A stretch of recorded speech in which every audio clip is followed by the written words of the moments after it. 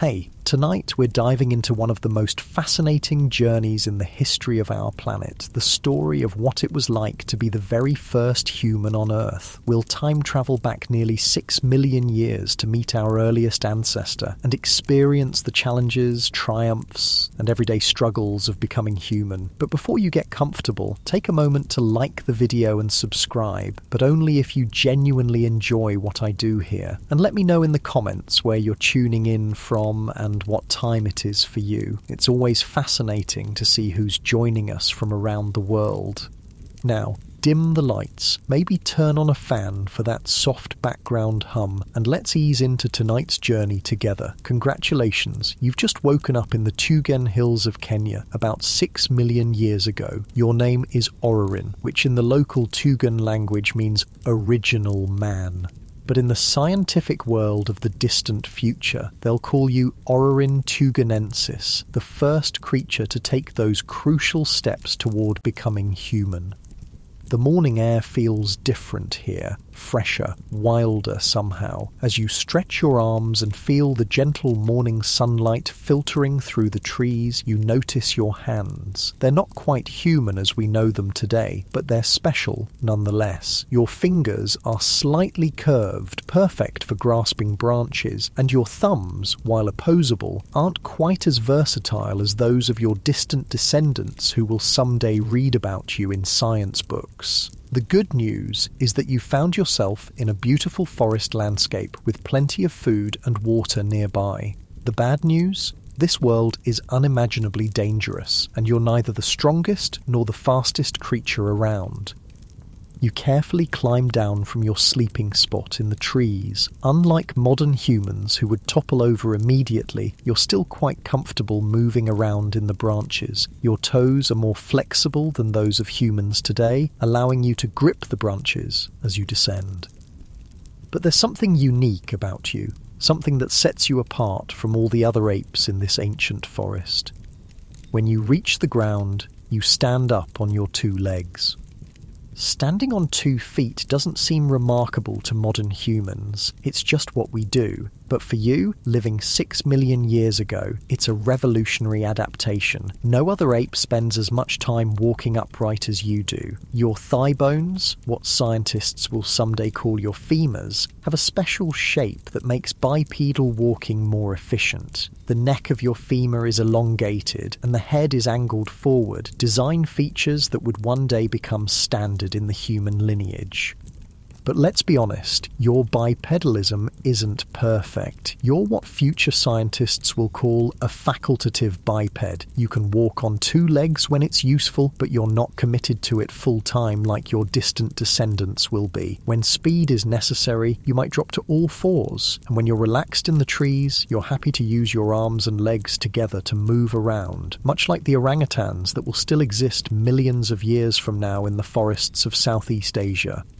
The morning sun rises higher and your stomach rumbles. Time to find breakfast. You scan the landscape from your higher vantage point, another advantage of standing upright. In the distance, you can see fruit trees, and your excellent vision allows you to spot which ones are bearing ripe fruit today.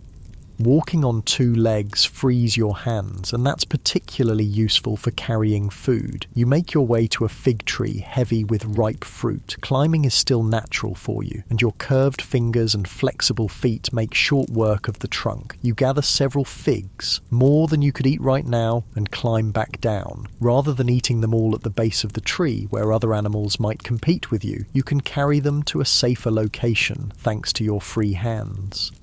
Your diet is quite varied. Your teeth tell the story of your eating habits. Future paleoanthropologists will examine them carefully. Your back molars have thicker enamel than those of other apes, allowing you to crunch through nuts and seeds. Your front teeth aren't as specialized for tearing through tough plant materials as they are in other apes. You're an omnivore, eating what's available: fruits, nuts, berries, leaves, and occasionally insects or small animals. After breakfast, you continue exploring your territory. The landscape of East Africa 6 million years ago is a mosaic of environments. There are dense forests near rivers and lakes, open woodlands on the slopes, and patches of more sparse vegetation in drier areas. You prefer the forests and woodland edges where trees provide safety, but the more open areas offer different food sources. You hear the alarm calls of monkeys in the canopy, a warning sign. Predators are nearby. Being able to stand upright gives you another advantage. You can see over tall grasses to spot danger. Your eyes scan the area, and there, in the distance, you spot it, a large cat, an ancient relative of today's leopards, moving stealthily through the grass. Unlike modern humans, you don't have sophisticated weapons. Your survival depends on awareness, quick reflexes, and knowing when to retreat to the safety of the trees. You move quietly toward a nearby forest patch, staying alert. When the cat suddenly changes direction and begins moving toward you, you make a decision that showcases your unique adaptation. You stand upright and run, not with the perfect efficiency that modern humans would achieve millions of years later, but effectively enough to reach the trees before the predator closes in. Your climbing abilities save you. Within moments, you're high in the branches, watching as the frustrated cat prowls below. This is a dance that plays out regularly in your life, being caught between terrestrial dangers and arboreal safety. As the day warms up, you find a comfortable spot in the shade of a tree with a good view of the surroundings. Life for you involves a lot of watching and waiting. Energy conservation is important, and like modern apes, you don't needlessly expend effort. You're not alone in this world. You live in a small group with others of your kind, a band of about 20 individuals. Just like modern chimpanzees and bonobos, you're a social creature. Your group provides protection, companionship, and the sharing of knowledge about where to find food and water. Your communication is limited compared to modern humans. You have no language as we know it, but you do have a rich repertoire of calls, gestures, and expressions. You can warn others of danger, indicate the location of food, express emotions from fear to contentment, and establish social hierarchies through your behaviors. The social dynamics of your group are complex. There are dominance relationships, friendships, occasional conflicts, and reconciliations. You recognize each individual and remember their behaviors. Who can be trusted, who might steal food, who is a reliable ally during conflicts with neighboring groups. Speaking of neighbouring groups, territorial disputes are part of your reality. While not as violent as some later hominins would become, your species does compete for the best territories with the most reliable food sources. These interactions help to spread your species across the landscape as smaller groups sometimes split off to find new territories.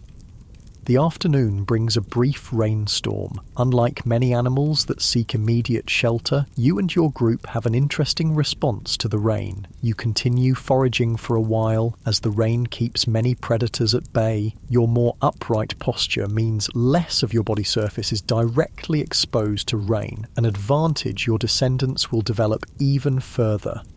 As the rain stops, you find yourself near a small stream. You pause to drink, crouching down on your haunches. The water is cool and refreshing. After drinking, you notice something in the mud by the water's edge, tubers that the rain has partially exposed. These starchy foods are valuable sources of energy, and you dig them out with your fingers, another task made easier by your bipedal stance. By late afternoon, it's time to think about where you'll sleep tonight. Like modern chimpanzees, you don't use the same nest 2 nights in a row. This helps avoid the buildup of parasites and reduces the risk from predators that might learn your habits. You find a suitable tree with branches that fork in a way that will support your weight comfortably. Using your impressive climbing abilities, you ascend to about 15 feet off the ground, high enough to be safe from most predators. You begin breaking small branches and folding them into a rough platform. This nest-building behavior is something you share with the great apes, but it's becoming more sophisticated in your species, with better construction that creates more comfortable sleeping platforms.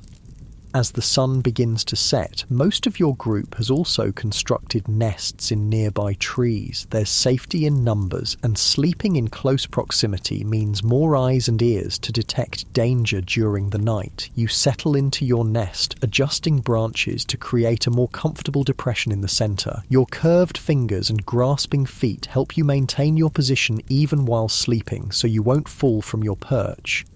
The sounds of the forest change as daylight fades. New predators emerge, nocturnal hunters that pose different threats. But high in your tree, you're relatively safe. Your excellent vision, adapted for daytime activities, isn't as useful now, so you rely more on your hearing to alert you to potential dangers. As you lie in your nest, looking up at the emerging stars through gaps in the canopy, you're unaware of your place in the grand story of human evolution. You don't know that you represent a crucial transition, a creature that hasn't quite left behind its ape origins, but has already started down the path toward humanity. Your brain is larger than that of other apes relative to your body size, though still far smaller than that of modern humans. Your consciousness and awareness are sophisticated by the standards of your time, but you don't ponder existential questions or wonder about your origins. Your thinking is practical, focused on immediate survival needs and social interactions. Tonight, as you drift towards sleep, your mind might revisit the day's events, the sweet taste of figs, the dangerous cat, the refreshing water, the comfortable nest you've made. There's a contentment in having found enough food, avoided dangers, and secured a safe place to rest. Your needs are simple compared to the complex desires that will drive your distant descendants. You don't know that someday, millions of years in the future, creatures who evolved from you will look back and try to understand your life, that scientists will carefully examine every fragment of bone they can find, using advanced technologies to extract every possible clue about what you were like, that they will debate endlessly about whether you were truly human or still too ape-like to deserve that designation. What you do know is that tomorrow will bring new challenges. You'll need to find food again, avoid predators again, navigate social interactions again. Your life 6 million years ago is a constant balancing act between risk and reward. Every day requires careful decisions: when to climb down from the trees, which foods to pursue, how to interact with other members of your group, where to sleep when night falls. As you fall asleep in your nest, the gentle swaying of the branches in the night breeze is soothing. The sounds of the nocturnal forest, insects chirping, occasional calls of night birds, distant roars of predators form a familiar backdrop to your rest. Your breathing slows and your mind quiets. You're not quite human yet, but you're taking the first steps, literally, on the long journey that will eventually lead to humanity. Your bipedal walking, your omnivorous diet, your larger brain, your social structures, all these are laying the groundwork for what will come. The path from you to modern humans is neither straight nor inevitable. There will be many branches in the evolutionary tree, most ending in extinction, but your adaptations contain the seeds of future success. In the darkness of prehistoric night, you sleep, unaware of your place in history. You are Orurin tuganensis, original man, living your life according to the dictates of your nature and the pressures of your environment. You face hardships that modern humans can barely imagine. Yet, you persist. And in that persistence lies the essence of what it means to be human, the ability to adapt, to overcome, to find ways to survive and even thrive in a challenging world. The stars wheel overhead, marking the passage of time. Each night like this one, each day of foraging and socializing, each generation reproducing and raising young ones, all are small steps in the immense journey of human evolution. The path from you to modern Homo sapiens will take millions of years and countless generations, each making their own small modifications to the template you've established.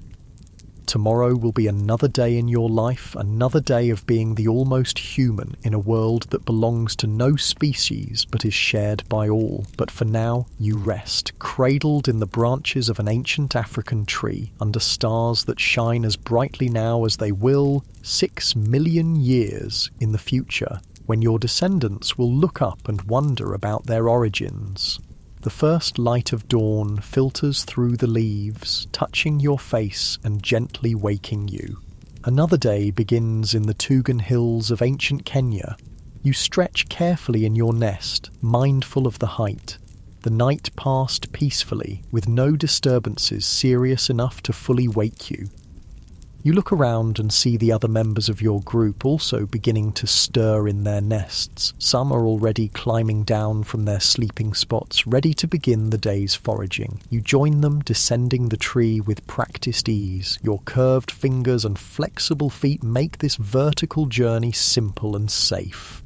Once on the ground, you instinctively rise to your bipedal stance. Standing upright isn't something you think about, it's just one of the ways your body moves. When you need to cover distance across open ground, walking on two legs feels natural. When you need to move quickly, you might drop to all fours for short bursts. And when you're in the trees, you use all four limbs in various combinations to climb, swing, and navigate the complex three-dimensional environment of the forest canopy. Your bipedal walking is unique among the creatures of your time. The forest is full of monkeys that occasionally stand upright for brief moments, but none walk bipedally as consistently as you do. This adaptation is still evolving. Your legs aren't as long relative to your arms as they will be in your distant descendants. Your knees and hips can fully extend, allowing you to stand straight, but your gait isn't as energy efficient as it will become in later hominins. The morning begins with a search for water. The recent rains have filled small depressions in rocks and tree hollows, providing convenient drinking spots. You cup water in your hand and bring it to your mouth, another action made possible by your bipedal stance. Other apes would need to bend down and drink directly with their mouths, but you can carry water a short distance. As you drink, you catch your reflection in the still water. Your face is not human as we would recognize it today. Your brow is more pronounced, your jaw more protruding, your nose flatter, but your eyes hold an intelligence and awareness that separates you from other animals. Your brain, while smaller than that of modern humans, is already showing signs of expansion beyond what's typical for apes of your size. After drinking, your attention turns to food. The good news is that your environment provides a variety of options. The bad news is that finding enough calories each day requires constant attention and effort. You run your tongue over your teeth, an unconscious gesture after drinking. Your dental structure reveals much about your diet and evolutionary position. Your canines are larger than those of modern humans, but smaller than those of other apes. This reduction in canine size is one of the earliest signs of the hominin lineage. Your molars have thicker enamel than those of other apes, an adaptation for processing a varied diet that includes hard foods like nuts and seeds. Today, you decide to begin your foraging in a patch of woodland where you found tubers before. Walking on two legs allows you to see over the tall grasses, spotting any predators that might be waiting in ambush. It also frees your hands for carrying food or using simple tools. You haven't developed the sophisticated tools that later hominins will create, but you do use objects in your environment to solve problems. You might use a stick to dig for roots or to extract insects from their nests. You might use stones to crack open nuts or tough-skinned fruits. These aren't crafted tools, but this simple tool use is the foundation upon which later technological innovations will build. As you forage, you're joined by several others from your group. There's safety in numbers, more eyes to watch for danger, more individuals to ward off competitors. Your social structure isn't as complex as it will become in later human species, but it's already more sophisticated than that of most other animals. You communicate with your companions through a combination of vocalizations, gestures, and facial expressions. You don't have language as modern humans understand it, but you can convey basic information, the location of food, the presence of danger, emotional states from fear to contentment. These communication skills are crucial for maintaining group cohesion and cooperation. One of your companions makes an excited vocalization, having found a bush heavy with berries. You join in the harvest, picking the ripe berries and eating some immediately while collecting others in your cupped hand. The sweet tart flavour is refreshing, and the sugars provide quick energy. As you eat, you remain vigilant. Your position in the food chain is precarious. You're neither the largest nor the strongest creature in this ecosystem. Predators are a constant threat. The ancient African landscape is home to ancestors of modern lions, leopards, and hyenas, all of which would consider you prey. A rustling in the nearby grass sends a jolt of alertness through your group. Everyone freezes, eyes and ears focused on detecting the potential threat. After a moment, a small antelope emerges, itself wary of predators. Your group relaxes slightly, but the brief alarm has reminded everyone of the need for constant vigilance. The morning continues with this pattern of foraging and watchfulness. You move from one food source to another, never staying in one place too long. This nomadic lifestyle is necessary. Staying in a single location would quickly deplete the available food and increase vulnerability to predators that might learn your habits.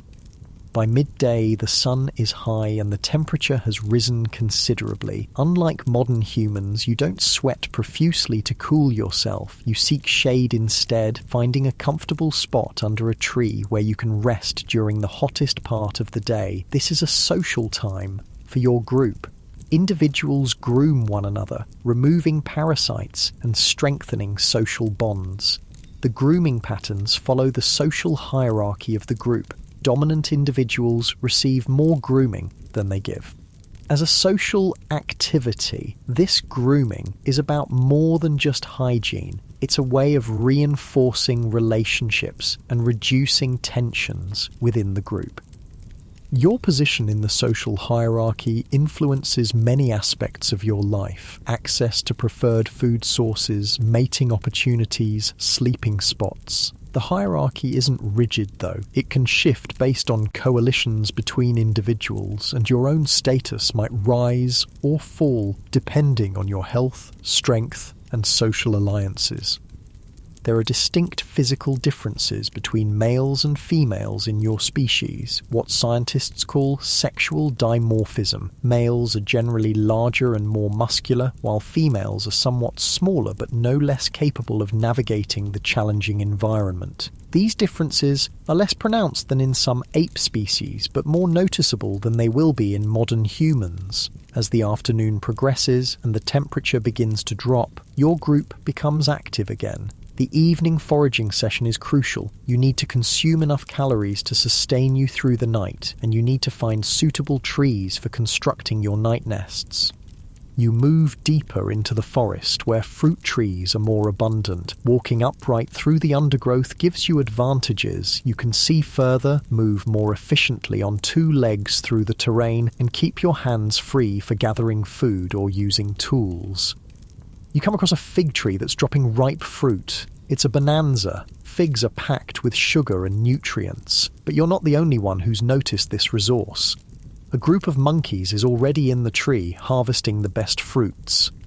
This is where your bipedal adaptation proves valuable in yet another way. You can stand at the base of the tree and collect the fruits that the monkeys drop or knock down. While they feast in the canopy, you and your group gather the windfall below. It's a form of passive cooperation that benefits both species, though neither is aware of this ecological relationship. While collecting figs, you notice something interesting in the soft ground, a patch of disturbed earth where a recent rainstorm has exposed some roots. Using a stick, you dig deeper, uncovering starchy tubers that will provide substantial nutrition. Your omnivorous diet and ability to exploit various food sources are key advantages that will serve your lineage well in the coming millions of years. Your digging activity attracts attention from younger members of your group. They watch closely, learning this food-gathering technique through observation. This cultural transmission of knowledge, learning by watching others, is another trait that will become increasingly important in the hominin lineage. The afternoon wears on, and your group gradually moves toward an area with suitable trees for night nests. Along the way, you pass a small stream. Some members of your group stop to drink, while others use the opportunity to wash some of the fruits they've collected, rinsing off dirt and insects.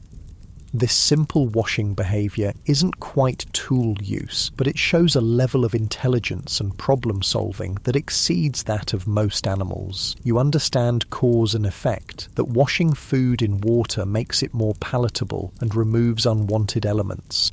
As you approach the stream, you walk with the characteristic gait of Orurin tuganensis. Future paleoanthropologists will study the details of your leg bones to understand how you moved. The head of your femur, your thigh bone, is large and faces forward, an adaptation for bipedal walking. The neck of the femur is elongated and has a special internal structure with thicker bone on the underside, designed to handle the stresses of upright walking.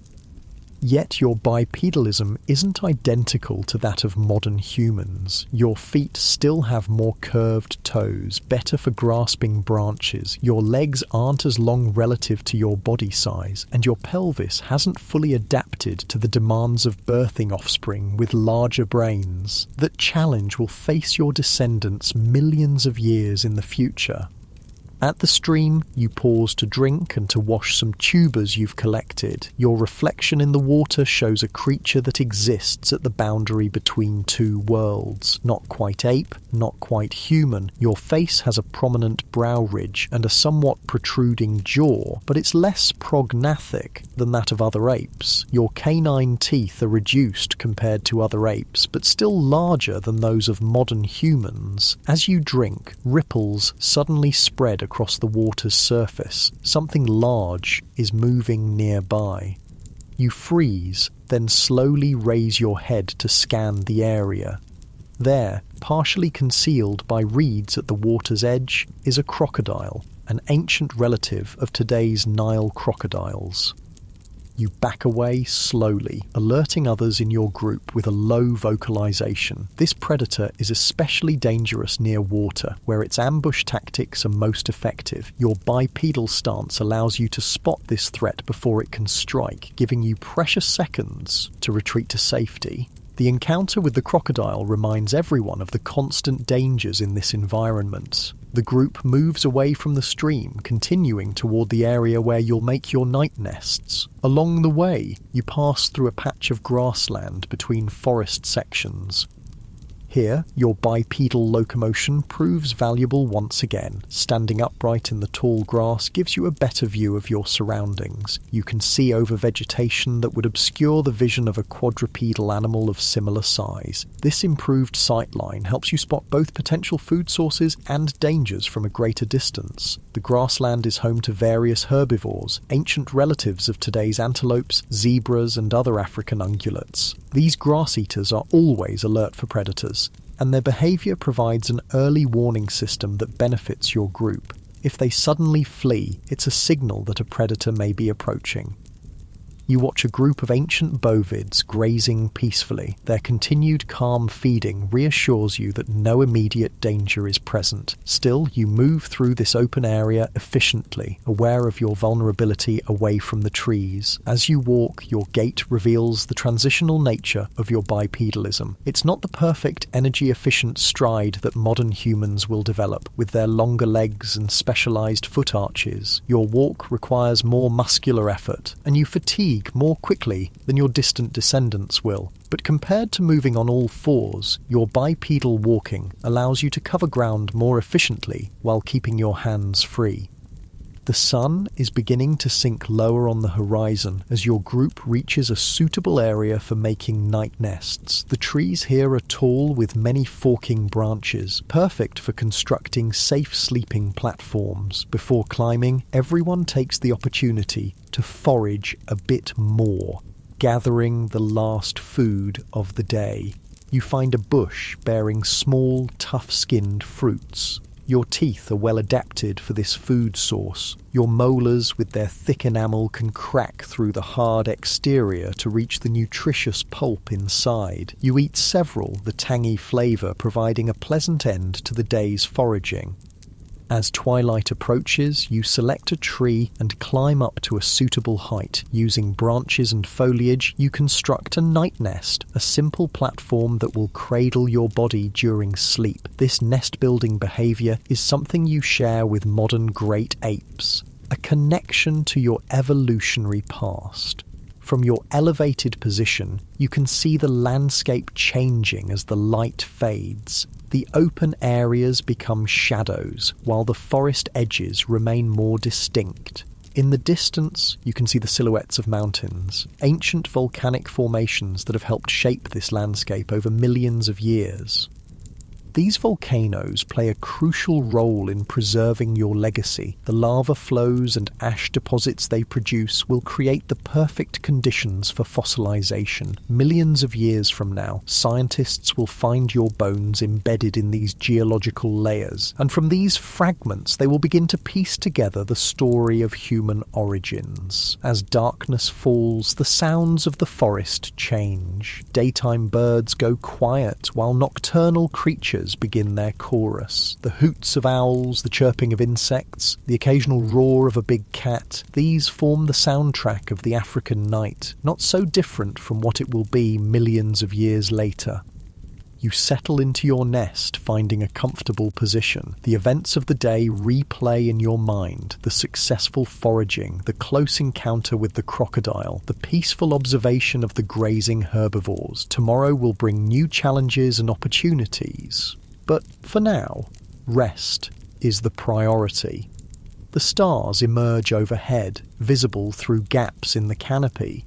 The night sky looks much as it will in the far future, though the constellations are slightly different due to the slow movement of stars over vast time periods. You don't recognize patterns in these stars or assign them meaning. That level of abstract thinking still lies in the evolutionary future.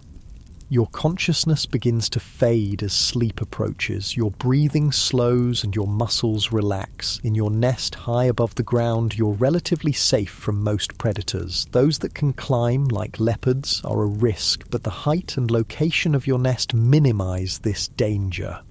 As you drift towards sleep, you're unaware of the evolutionary journey that lies ahead.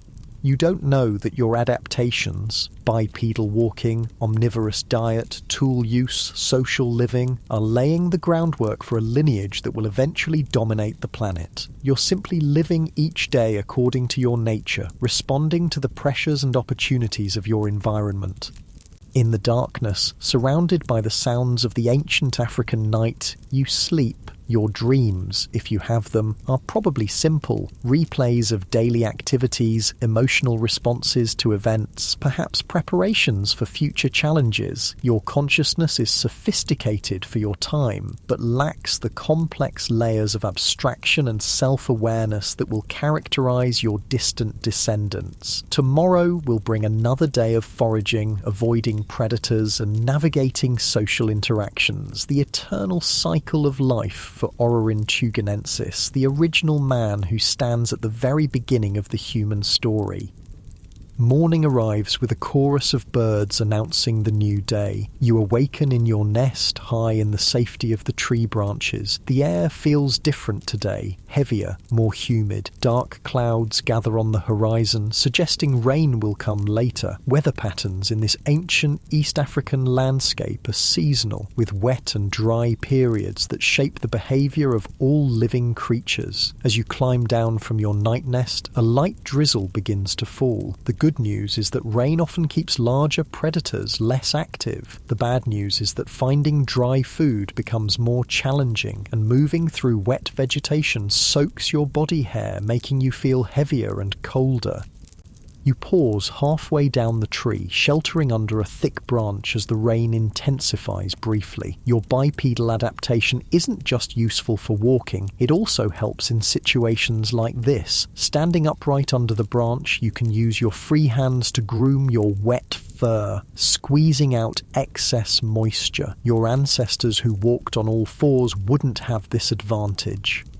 The internal structure of your femur, that thigh bone that future scientists will examine so carefully, reveals the story of your bipedalism. Inside the bone, the cortical layer, the dense outer part, is thicker on the underside of the femoral neck. This isn't visible on the outside, but this hidden feature helps the bone withstand the stresses of walking upright. It's a signature of bipedal movement that will help future paleoanthropologists understand your place in the human story. The rain eases to a gentle patter and you continue your descent. On the ground, you rise to your characteristic bipedal stance. Your feet are different from those of modern humans. Your big toe is still somewhat divergent, useful for grasping branches when climbing, but when you walk, your feet function effectively for bipedal locomotion, with the beginnings of the arch structure that will become more pronounced in later hominins. Today's first priority is finding food, made more urgent by the rain. Wet conditions make some food sources more accessible. Earthworms come to the surface, snails become more active, and certain plants become easier to pull from the softened ground. Your omnivorous diet and adaptable foraging strategies are among your greatest strengths. You move through the wet forest, your eyes scanning constantly for food and danger. Your bipedal stance keeps your head higher than it would be if you walked on all fours, giving you better visibility in the vegetation. You spot a fallen tree that's been decomposing for some time, a potential gold mine for grubs and insects. Using a stick as a simple tool, you poke and pry at the rotting wood. This basic tool use doesn't involve crafting or modifying objects, but it's still a significant cognitive step beyond what most animals can do. You're using an object from your environment to solve a problem, accessing food that would otherwise be hard to reach. Your efforts are rewarded when the stick dislodges part of the bark, revealing a colony of termites. These insects are a valuable protein source. Using your fingers, you extract several of them and pop them into your mouth. The taste is earthy and slightly nutty, with a pleasant crunch. Modern humans might find this unappetizing, but to you, it's a nutritious snack.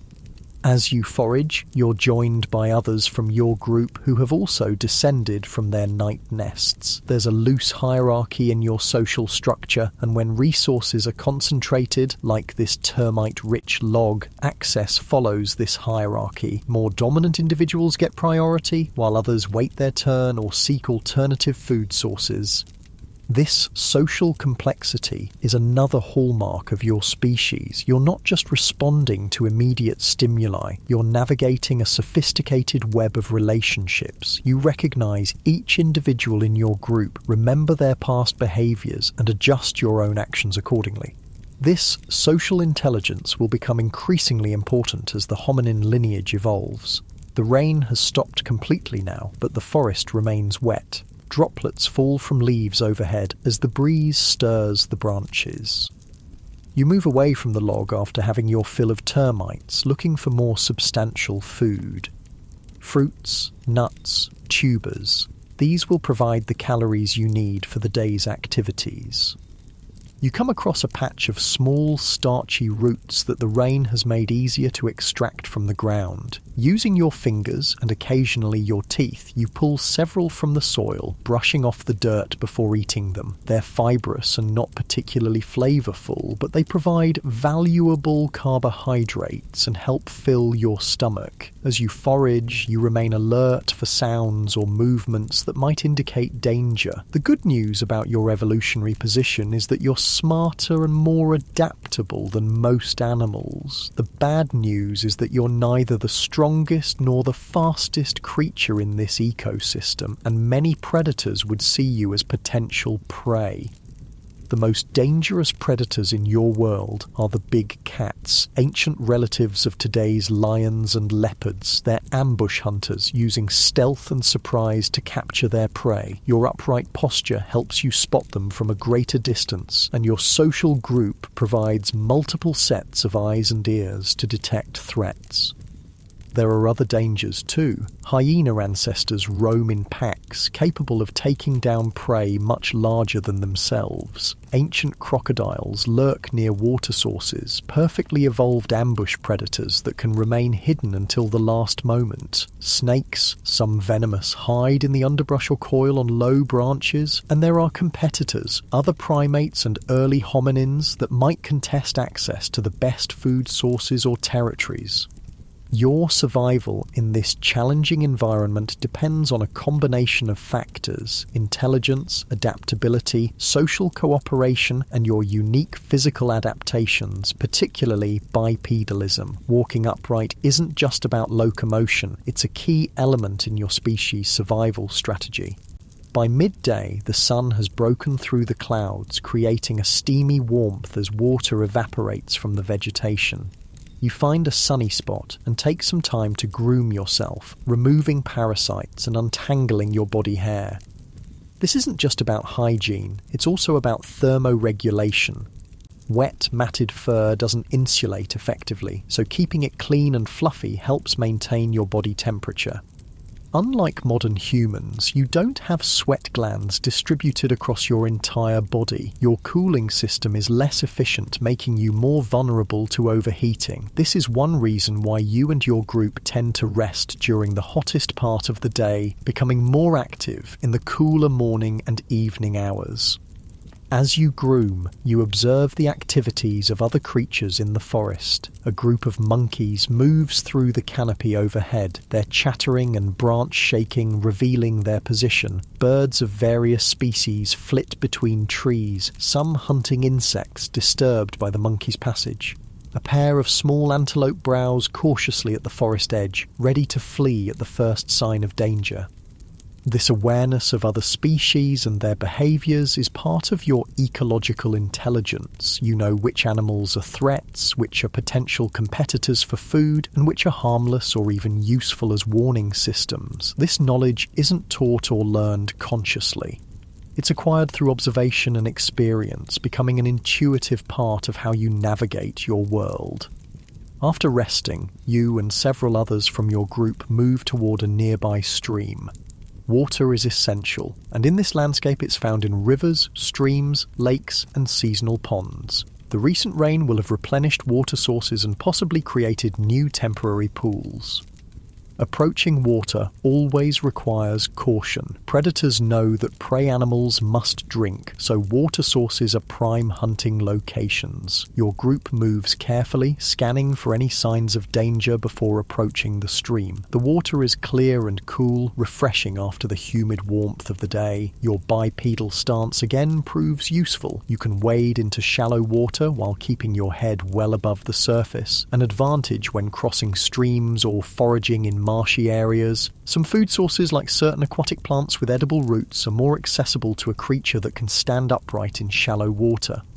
After drinking and cooling off, your group begins moving again, heading toward an area of mixed woodland and more open terrain. This ecotone, the boundary between different habitat types, often offers the greatest diversity of food sources. Forest edges provide fruits and nuts, while more open areas might have tubers, seeds, and different insect species. Your bipedal locomotion is particularly advantageous in this varied landscape. In the forest, you can reach up to lower branches while standing on the ground.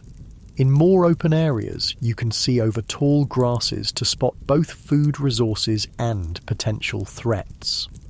As you walk, your gait reveals the evolutionary compromise that is Orurin tugenensis. You're bipedal, yes, but your proportions aren't yet fully adapted to this mode of locomotion. Your arms are still relatively long compared to later hominins, and your legs haven't achieved the length and structural adaptations that will characterize modern humans.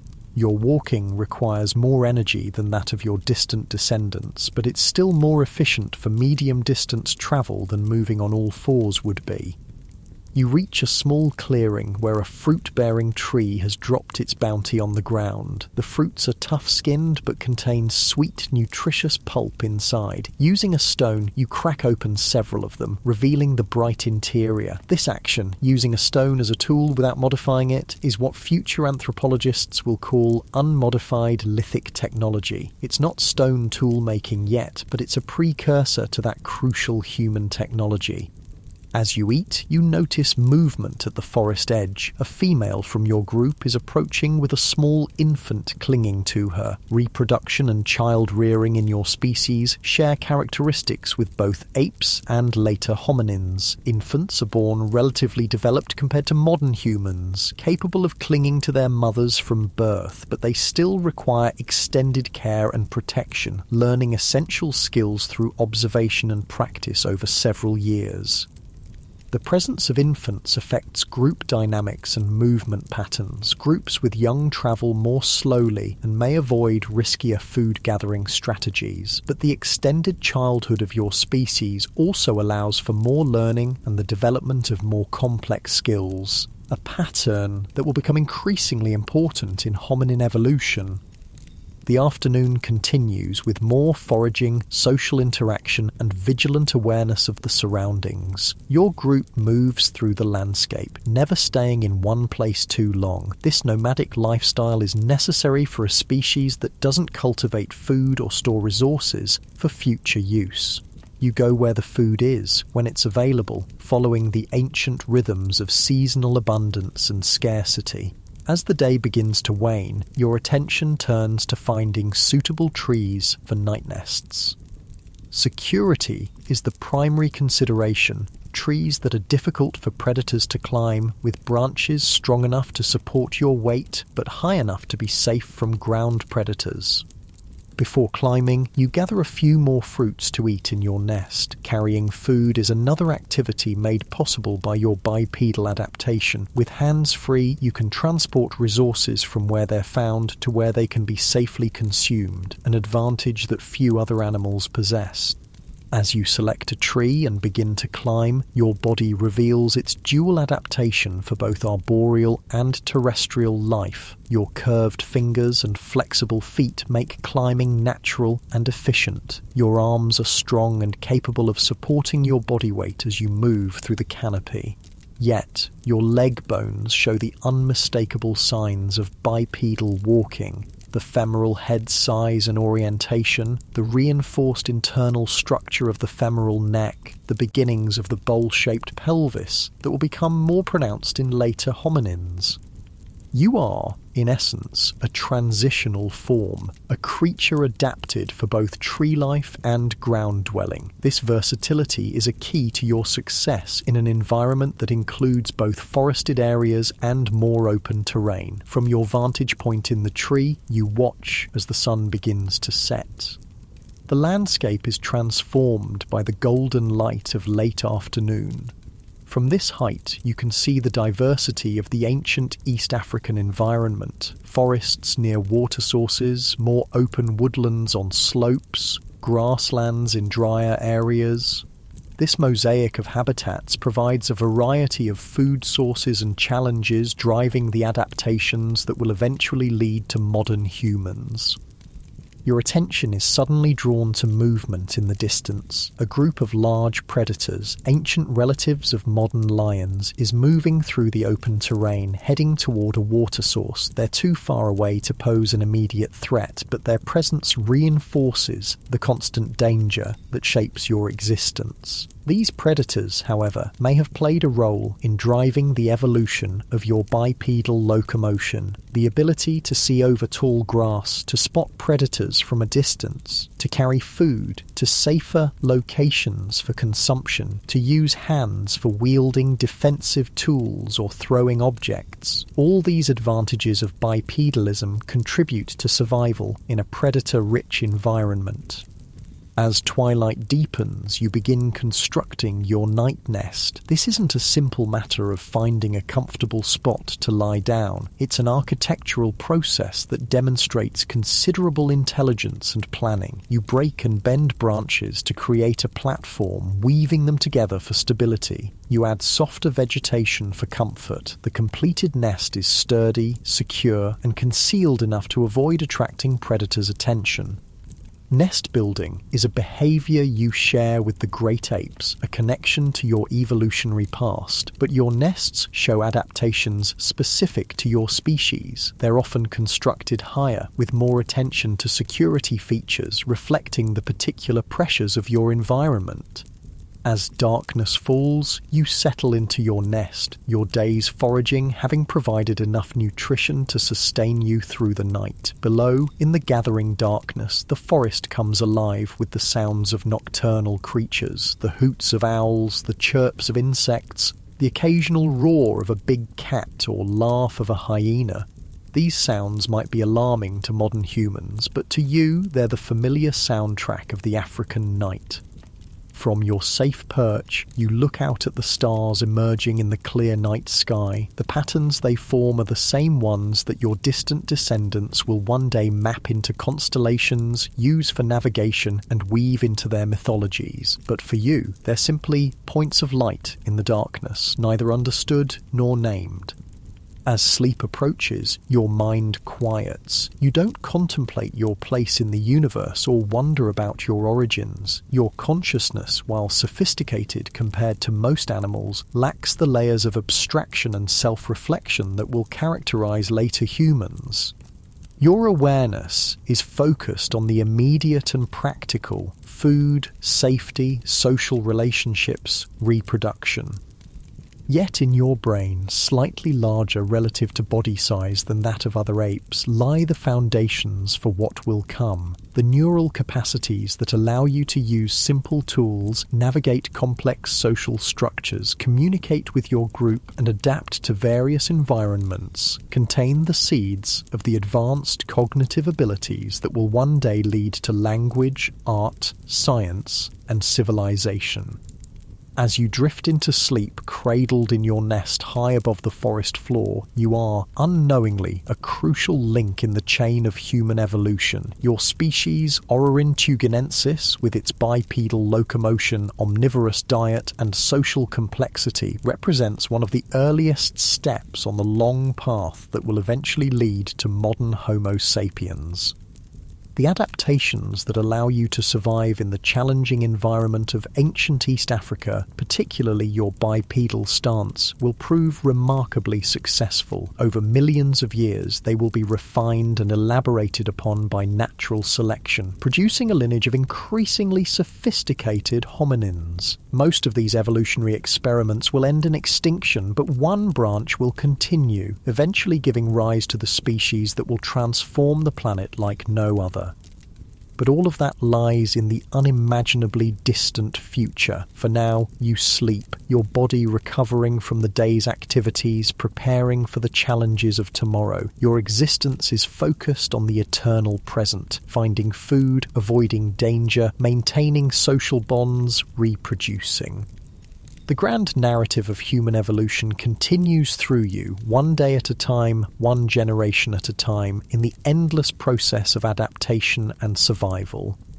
The night deepens around your sleeping form, the stars wheel overhead, and the ancient African landscape continues its slow geological transformation. Volcanic activity in the region is gradually creating the conditions that will preserve traces of your existence. Bones that will fossilize in sedimentary layers, protected by overlying volcanic deposits, waiting to be discovered 6 million years in the future by curious descendants who will piece together the story of their origins from these fragile remains.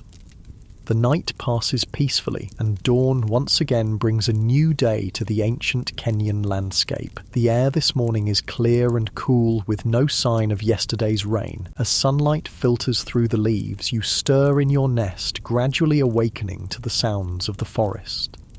Your sleep has been deep and restorative. The night nest you constructed served its purpose well, keeping you safely elevated above ground predators and comfortable enough for uninterrupted rest. This ability to create secure sleeping places is one of the advantages that separates you from many other animals in your environment. As you become fully awake, your first sensation is hunger. Digestion has emptied your stomach overnight, and finding food will be your primary motivation for the day ahead, unlike modern humans who might plan meals days in advance or store food for future use. Your relationship with food is immediate and constant. Eat when you find it, because you never know when the next meal will come. You descend from your night nest with practiced ease, your curved fingers and flexible feet making the vertical journey simple and safe. Once on the ground, you rise to your bipedal stance. This morning, you're alone. The other members of your group have descended from their nests earlier or built them in different trees.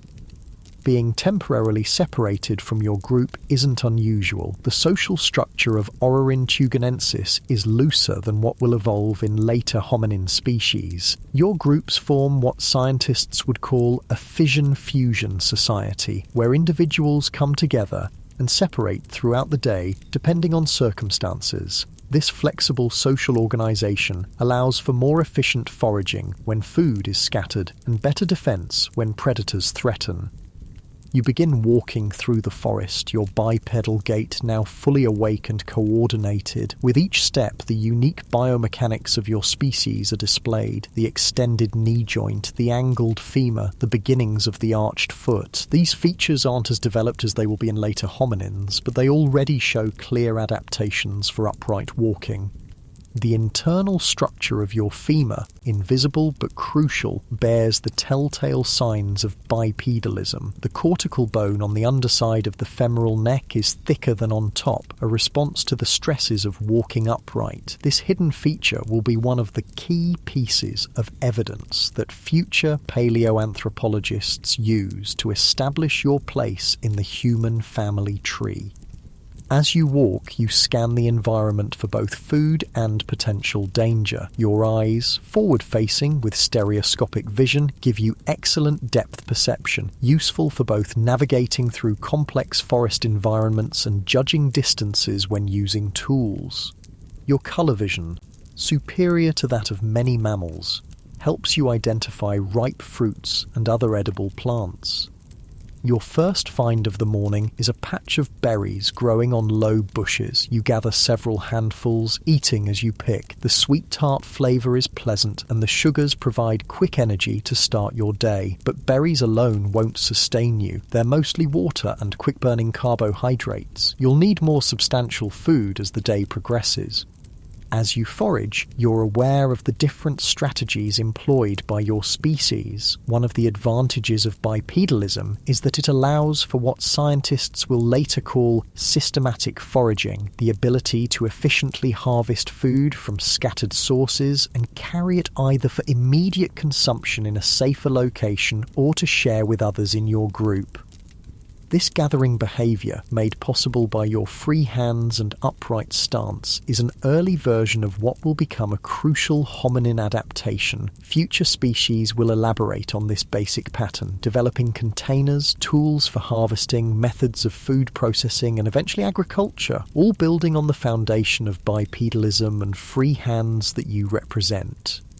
After finishing the berries, you continue your search for food. Your omnivorous diet is an advantage in this environment. You can eat a wide variety of foods, adapting to what's available in different seasons and locations. This dietary flexibility will prove to be one of the most successful adaptations in the hominin lineage, allowing your descendants to spread beyond Africa to virtually every environment on Earth. Your teeth tell the story of your varied diet. Unlike the specialized dentition of many animals, your teeth are generalized, adapted for processing many different types of food. Your molars have thicker enamel than those of other apes, better for grinding tough plant foods. Your canines are reduced compared to other apes, but still larger than those of modern humans, reflecting a transition in social structure and feeding behavior.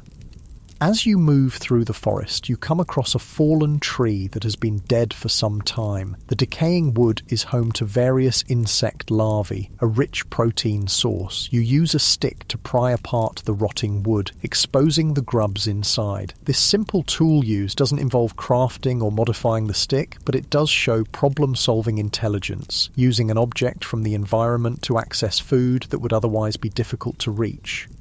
While you're focused on extracting the larvae, a sound catches your attention, the soft footfall of something large moving nearby. You freeze, all senses alert. Through the vegetation you glimpse a flash of spotted coat, a leopard-like predator, one of the most dangerous animals in your environment. This is a critical moment. Unlike most prey animals, you don't immediately flee. That would trigger the predator's chase instinct, and you can't outrun a big cat. Instead, you slowly back away, looking for the nearest climbable tree. Your bipedal stance gives you an advantage here. You can see over lower vegetation to track the predator's movement, while also scanning for escape routes.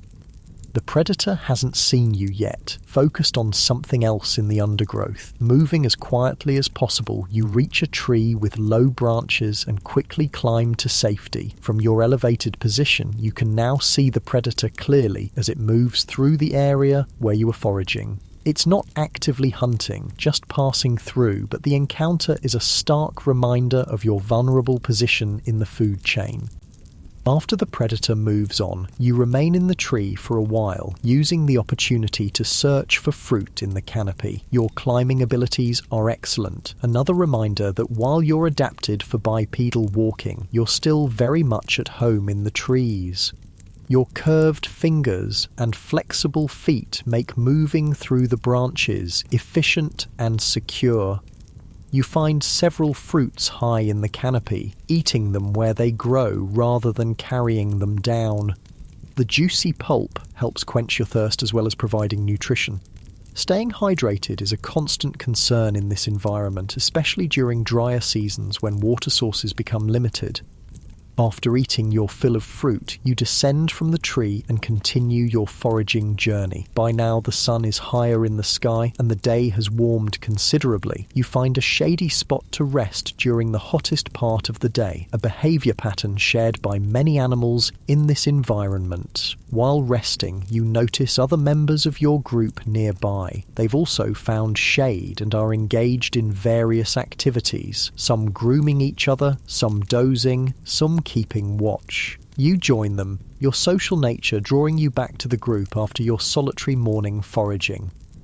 The social dynamics of your species are complex. There's a dominance hierarchy, but it's not rigid or absolute. Relationships are maintained through grooming, food sharing, and other cooperative behaviours. Conflicts are usually resolved through displays rather than actual fighting, although serious competition over resources or mates can sometimes turn violent.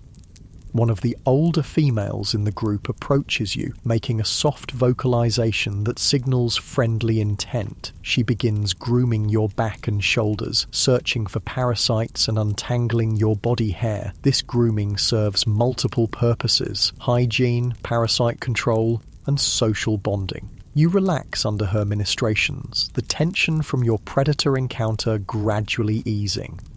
Grooming is one of the primary ways social bonds are maintained in your group. It's a form of currency in your social economy, given and received, creating obligations and alliances. Those who groom others can expect to be groomed in return, and individuals who fail to reciprocate may find themselves with fewer allies when conflicts arise.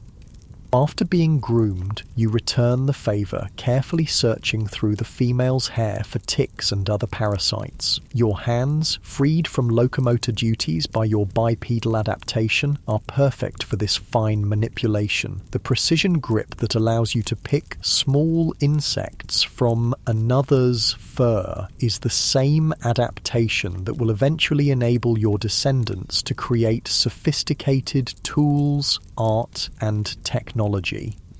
As the afternoon progresses and the temperature begins to drop, your group becomes more active again. There's still more foraging to be done before nightfall, and water sources need to be visited. The group moves together now, heading toward a small stream about 1/2 kilometre away.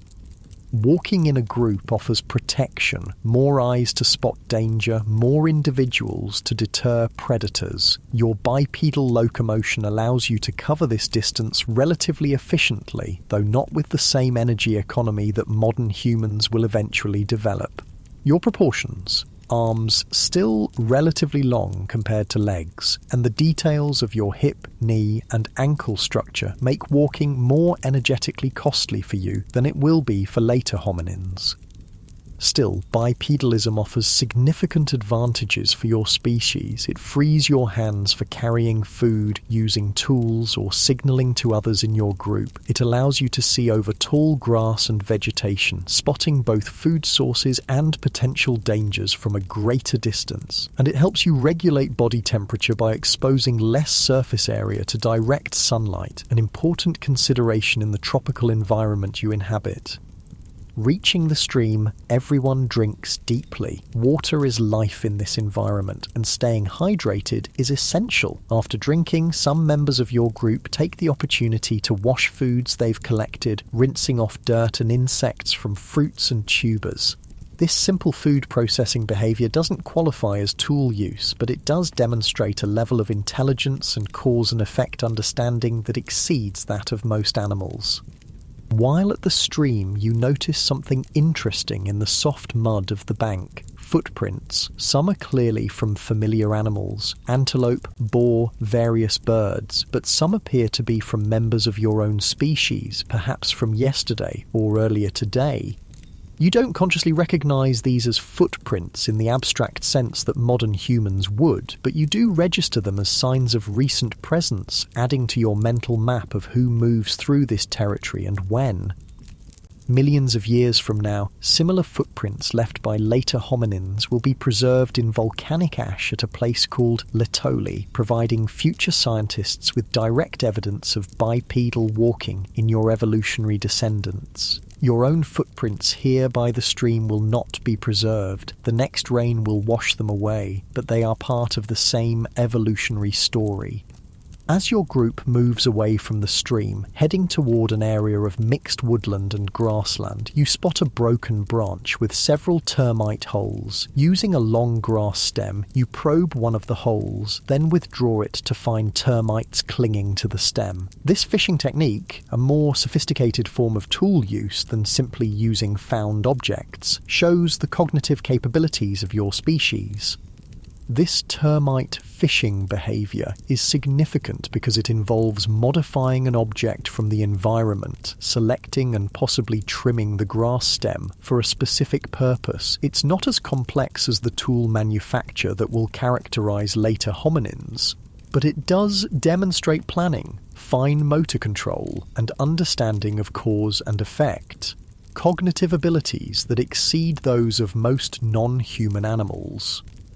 The rest of the afternoon is spent in continued foraging, now focusing on more substantial foods that will sustain you through the night. You find a patch of starchy roots that require some effort to dig up but provide valuable calories. Using both hands and occasionally a digging stick, you extract several of these roots, sharing some with younger or older group members who might struggle to obtain them independently.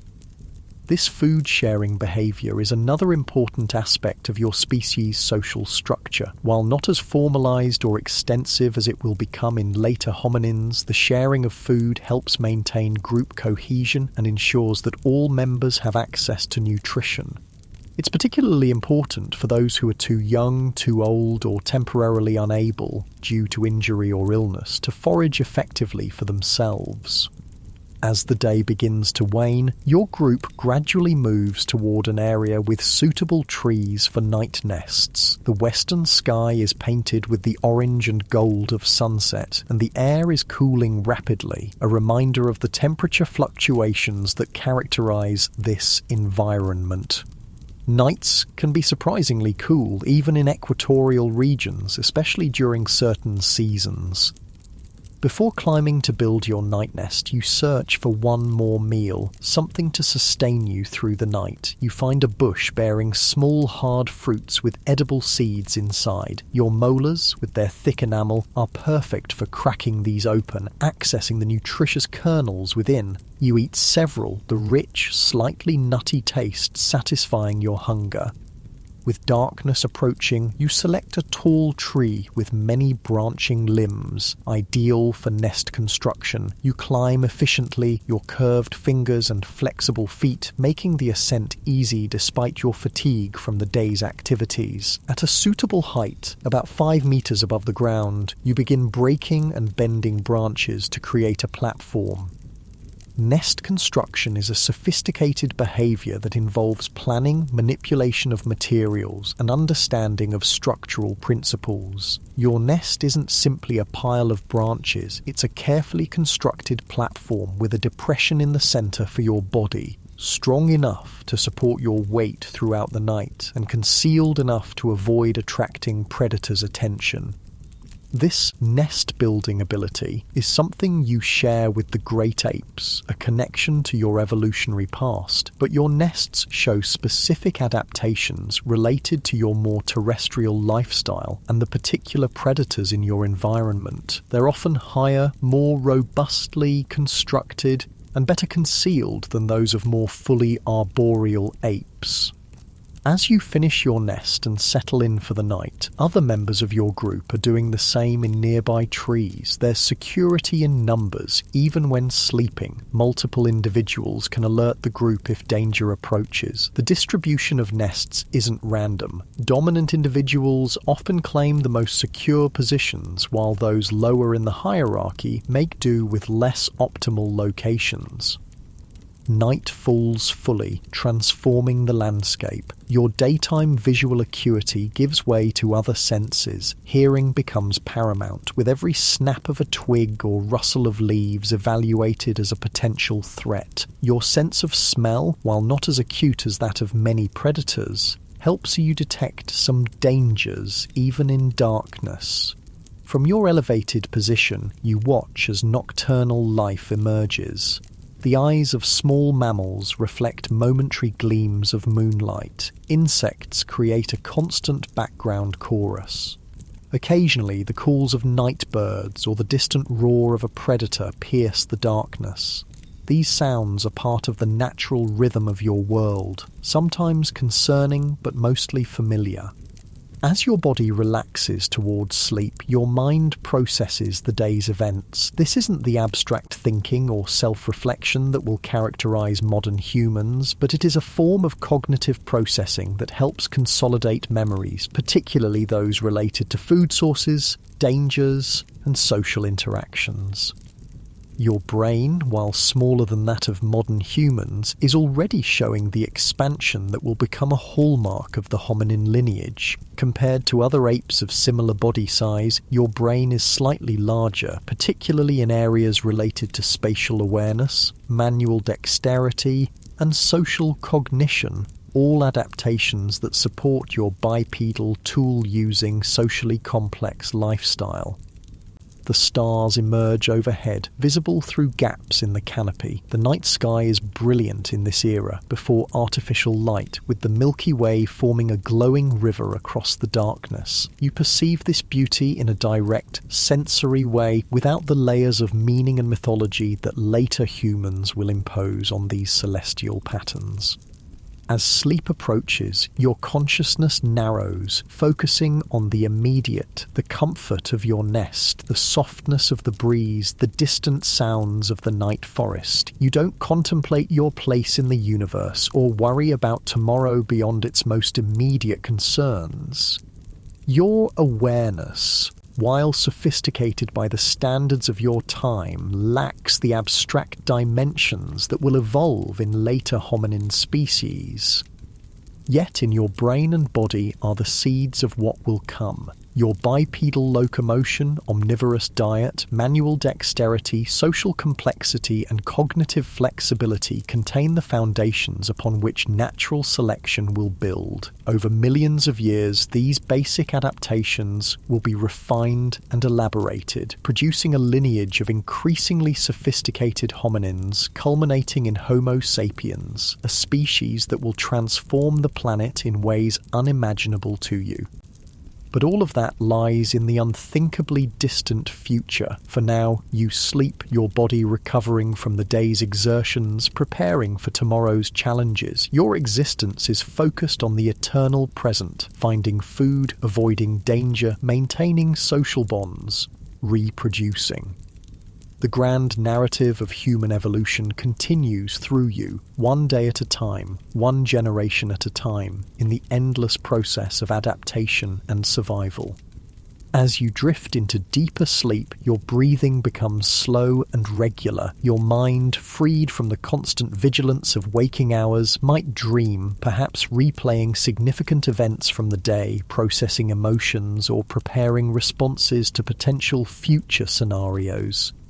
These dreams aren't verbalized or abstract, they're primarily sensory and emotional, reflecting the immediate, concrete nature of your consciousness.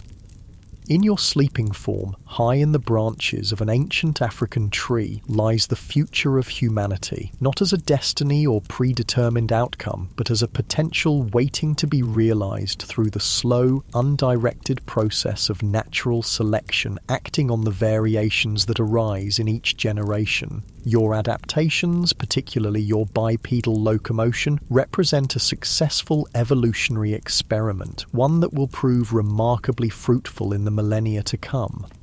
The night deepens around you, the stars wheel overhead, and the ancient landscape continues its gradual transformation. Geological processes, volcanism, erosion, sedimentation, are slowly creating the conditions that will preserve traces of your existence. Bones that find their way into sedimentary layers protected by overlying volcanic deposits will eventually fossilize, becoming the precious fragments from which future scientists will reconstruct the earliest chapters of the human story. Morning light gradually filters through the leaves, gently touching your face with warmth. Another day begins in the ancient landscape of the Tugen Hills. You awaken slowly, your body and mind transitioning from the deep rest of night to the alert awareness needed for survival. The sounds of the forest, bird calls, rustling leaves, distant animal movements form a familiar backdrop to your emergence into consciousness. As you stretch in your night nest, your joints and muscles feel the effects of yesterday's activities. Your body bears the marks of your evolutionary position, not quite human as we would recognize today, not quite ape as existed before. You are Orurin tugenensis, a creature of transition, embodying adaptations that represent a crucial experiment in the story of human evolution. You descend from your night nest with practiced movements, your curved fingers and flexible feet finding secure holds on the trunk and branches. On the ground, you rise to your characteristic bipedal stance. This morning ritual, climbing down from safety and assuming the upright posture that defines your lineage, is repeated across the forest as others from your group also begin their day.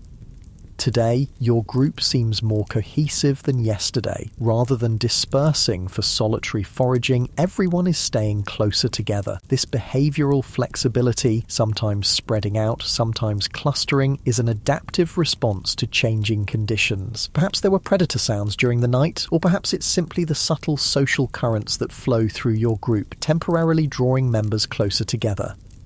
A female with a young infant clings to her appears at the edge of the gathering. Her presence changes the group's dynamics subtly. Mothers with young receive special consideration, often given access to better food sources and offered more protection. This caregiving behavior, extended beyond immediate family bonds, is a foundation for the increasingly cooperative social structures that will evolve in later hominins. The infant, only a few months old, clings to its mother's fur with remarkable strength. Unlike the helpless newborns of modern humans, your species' infants are born more developed, capable of holding on during travel. Still, they require extended care and protection, creating a lengthy period of dependency during which they learn essential survival skills through observation and imitation.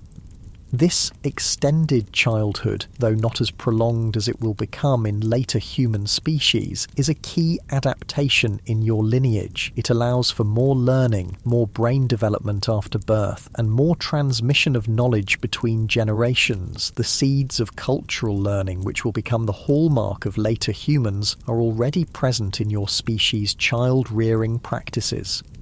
Your attention turns to the day's first priority: finding food. Hunger is a constant companion in your world, where no meal is guaranteed and energy expenditure is continuous. Your bipedal adaptation helps in this eternal quest for nutrition, allowing you to see farther, travel more efficiently, and carry gathered foods to safer locations for consumption or sharing. This morning, the group moves together toward a grove of fruit-bearing trees that were spotted the previous day. Walking on two legs through the mixture of forest and more open terrain, you maintain a steady pace. Your gait isn't the perfect, energy-efficient stride that modern humans will develop, but it's effective for your needs and environment.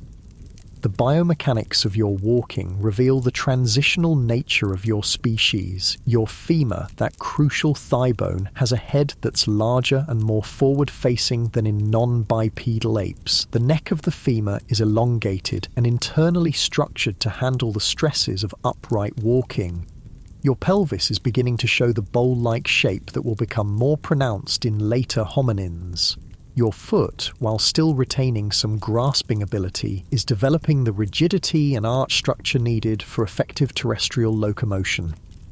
These anatomical features hidden within your body tell the story of your evolutionary position. You are neither fully committed to terrestrial life like your distant descendants will be, nor fully arboreal like your ancestors were. You exist at the boundary between these worlds, combining adaptations for both tree climbing and ground walking in a successful compromise. Upon reaching the fruit grove, the group disperses slightly, each individual finding position under different trees. Above, ripe fruits hang tantalizingly, their bright colours advertising their nutritional bounty. Some are within reach from the ground for an upright hominin. For others, climbing is necessary. You select a tree with low-hanging fruit and reach up, another activity made possible by your bipedal stance. Standing on 2 feet, you can reach higher than you could on all fours, accessing food sources that might be unavailable to strictly quadrupedal animals of similar size. As you gather fruits, you notice a younger male struggling to reach the ones on his tree. In a display of the social cooperation that characterizes your species, you share some of your gathered bounty with him.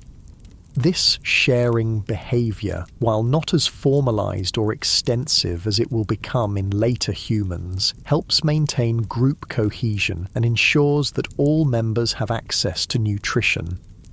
The food sharing also reinforces social bonds and establishes reciprocal obligations. By sharing today, you increase the likelihood that others will share with you when you're in need. This simple exchange represents the beginnings of the complex social economies that will develop in later human societies.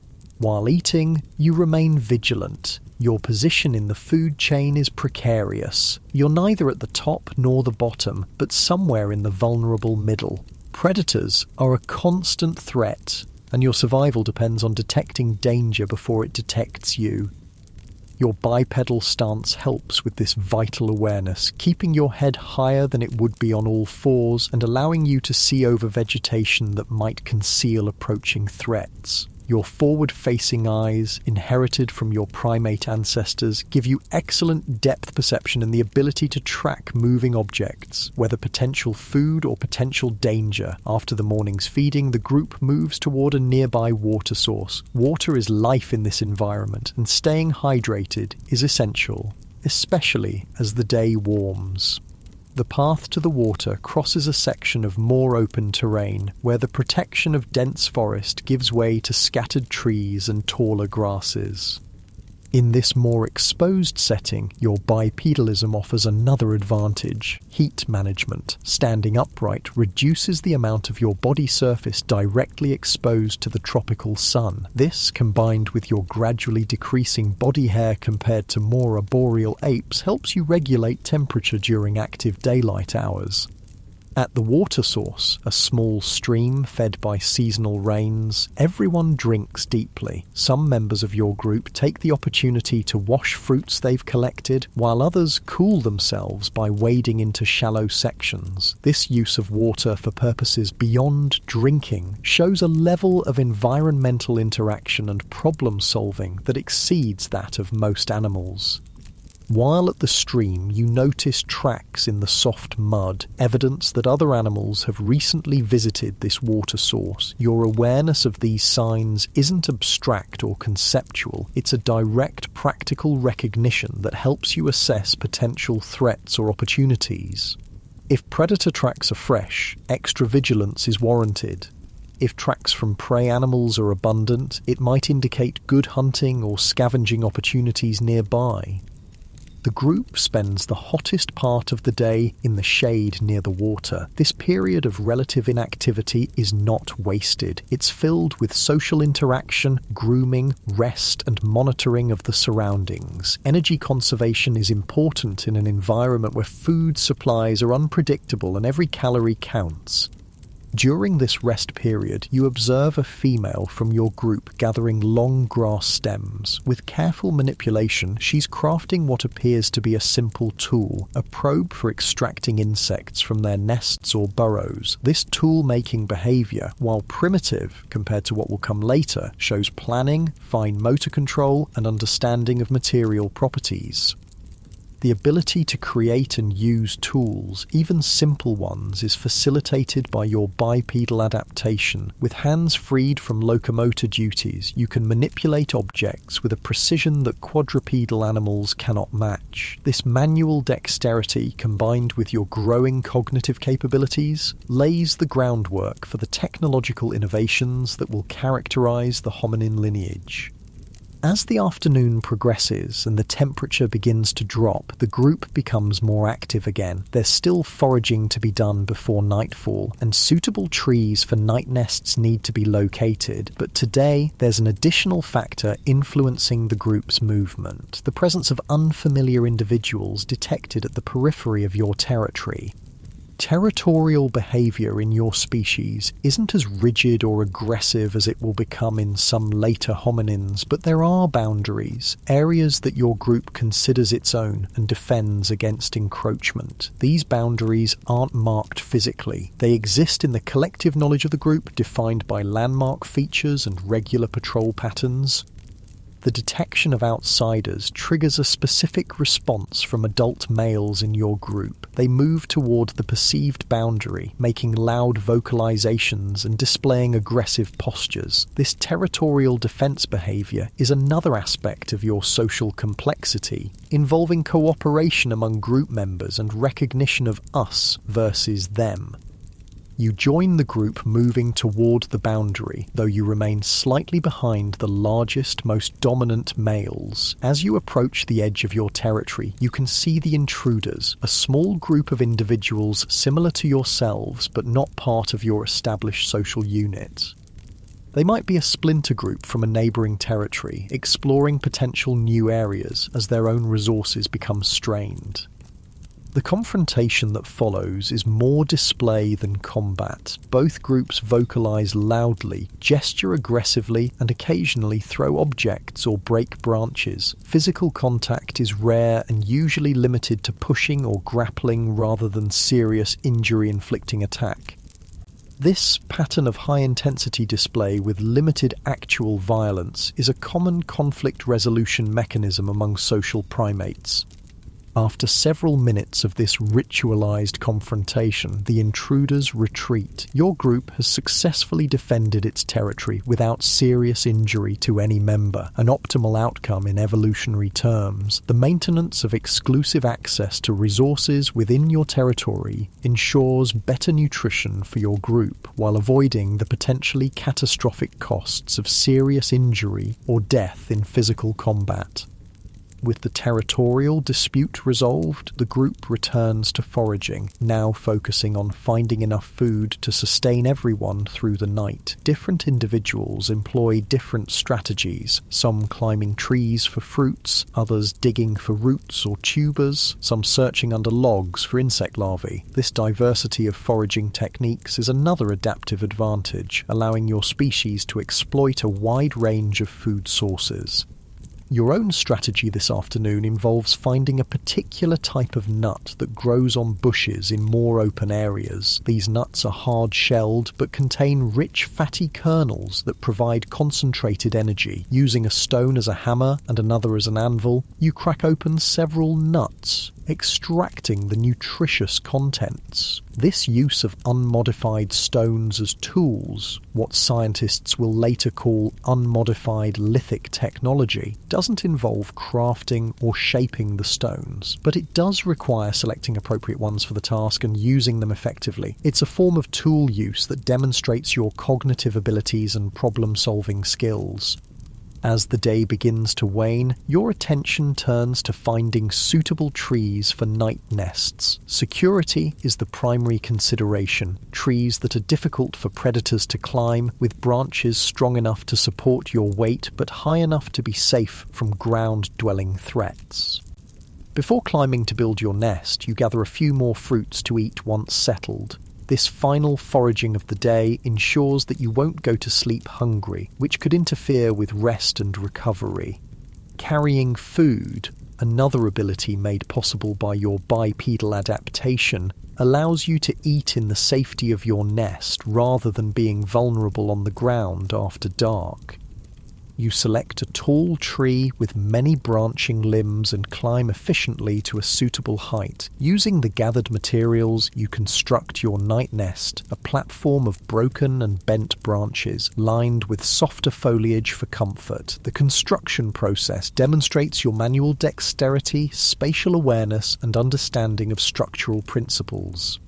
As twilight deepens into night, you settle into your nest. From this elevated position, you can see other members of your group also preparing for night in nearby trees. The distribution forms a loose circle, with more vulnerable individuals, mothers with young older or injured members, often positioned toward the center, surrounded by more capable defenders. The stars emerge in the darkening sky, forming patterns that will remain largely unchanged for the millions of years between your time and that of your distant descendants. The moon, waxing toward full, casts a silvery light over the landscape, creating a world of shadows and subtle illumination. As your body relaxes towards sleep, your mind processes the day's events, the successful foraging, the territorial defense, the social interactions within your group. This cognitive processing isn't the abstract reflection that modern humans would recognize, but it's a form of learning and memory consolidation that helps you adapt and survive in your challenging environment. Your species, Orurin tuganensis, represents one of the earliest experiments in hominin evolution. Your bipedal locomotion, omnivorous diet, manual dexterity, tool use, and social complexity contain the seeds of what will become the human lineage. Not all of these experiments will succeed. Many branches of the hominin family tree will end in extinction, but some adaptations, particularly bipedalism, will prove remarkably successful, persisting through millions of years of evolution. In the darkness of prehistoric night, cradled in your nest high above the ancient African landscape, you sleep, unaware of your place in the grand narrative of human evolution. You are simply living your life according to the dictates of your nature and the pressures of your environment, responding to immediate needs and challenges without concern for the distant future or the deeper past. Yet in your sleeping form lies a potential that will gradually unfold over millions of years. The adaptations that allow you to survive in the challenging environment of ancient East Africa, particularly your bipedal stance, will prove remarkably successful. Over countless generations, natural selection will refine and elaborate upon these basic adaptations, producing a lineage of increasingly sophisticated hominins.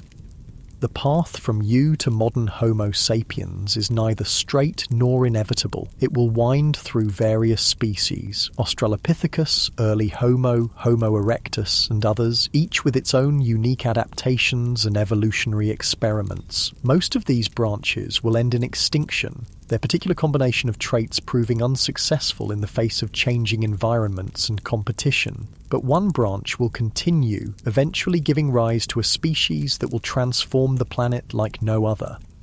The journey from Orurin to modern humans spans nearly 6 million years, a timescale almost impossible for the human mind to truly comprehend. During this vast period, the Earth itself will change, continental positions will shift slightly, ice ages will come and go, sea levels will rise and fall, and through it all, the hominin lineage will continue to evolve, adapting to new challenges and opportunities.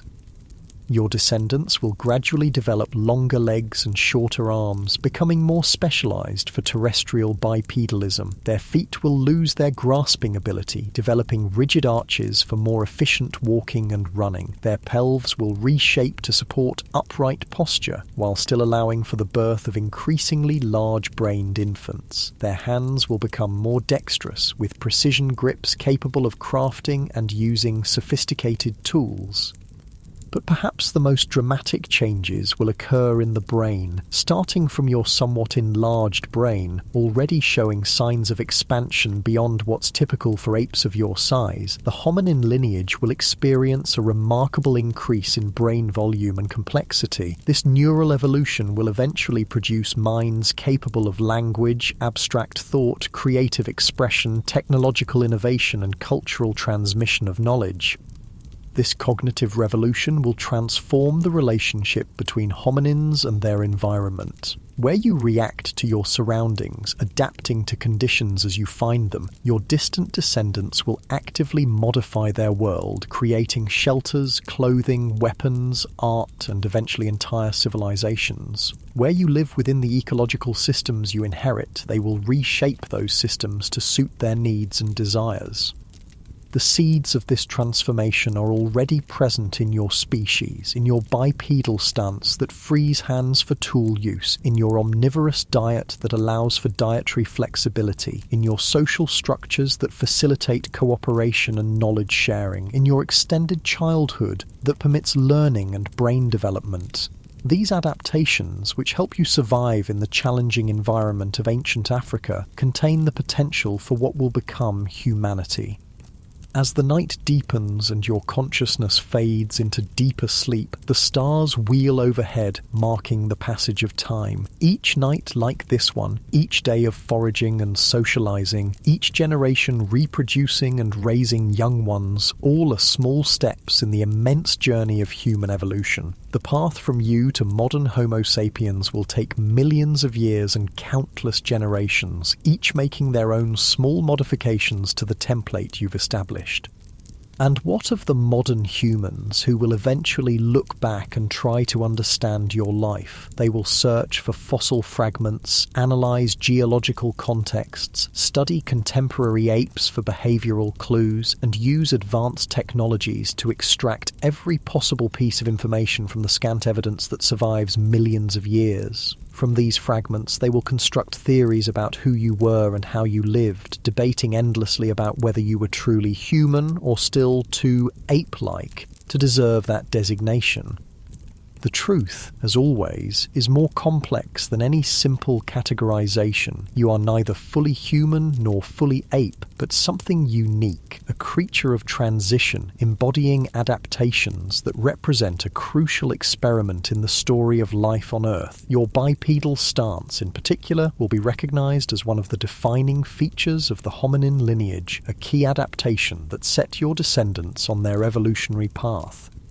In the end, the story of human evolution is not about a linear progression from primitive to advanced, but about a branching bush of adaptations and experiments, most ending in extinction, a few continuing to evolve. It's a story of creatures like you, living their lives day by day, generation after generation, adapting to their environments and passing along the traits that help them survive. From these countless small adaptations, accumulated over unimaginable time, emerges the remarkable phenomenon we call humanity.